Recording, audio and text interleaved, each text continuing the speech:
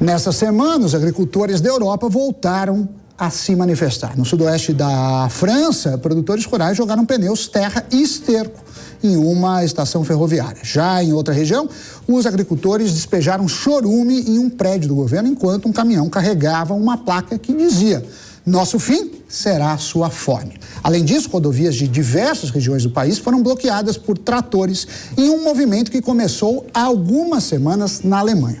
Os agricultores reclamam do alto custo de produção associado a metas de redução das emissões de carbono e preço dos combustíveis. Alguns deles, inclusive, foram até Bruxelas protestar em frente à sede do Parlamento Europeu.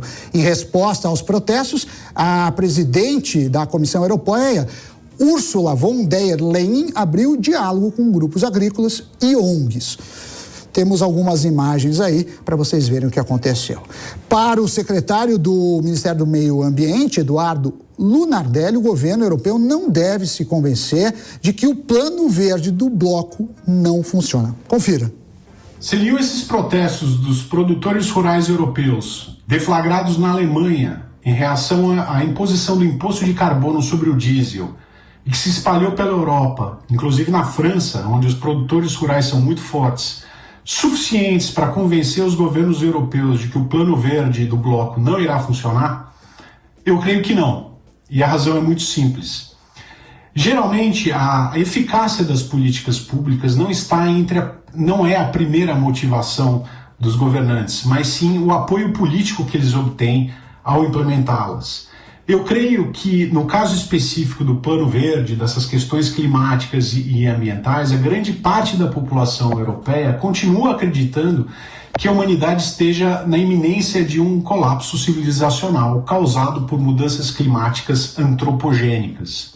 Nesse cenário, por exemplo, é razoável supor que a ovelha, que é um ruminante, é corresponsável pelo colapso. Vale a gente observar que é capaz que essas instabilidades e essas revoltas populares continuem. Não faz poucas semanas nós vimos gigantescas manifestações de muçulmanos, seguidas na sequência por manifestações em reação a essas manifestações, e agora as manifestações dos produtores rurais. Portanto, a gente eu acho que é razoável supor que a gente venha a ver mudança de governos, não é? O que já vem acontecendo. Mas ainda assim, na minha opinião, isso não será suficiente. Na Holanda, a mesma coisa. O Wilders, que é um político que ganhou as eleições recentemente, o seu partido não teve mais de 20% dos votos. Portanto, para chegar a 51% ou 50% do parlamento de forma que possa formar governo, ele terá que necessariamente chamar pessoas que defendem essas mesmas políticas.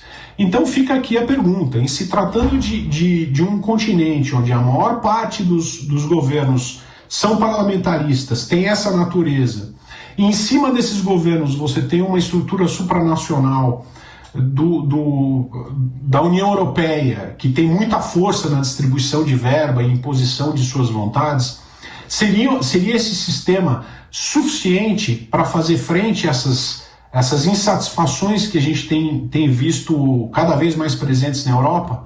A ver, não sabemos. Tá certo.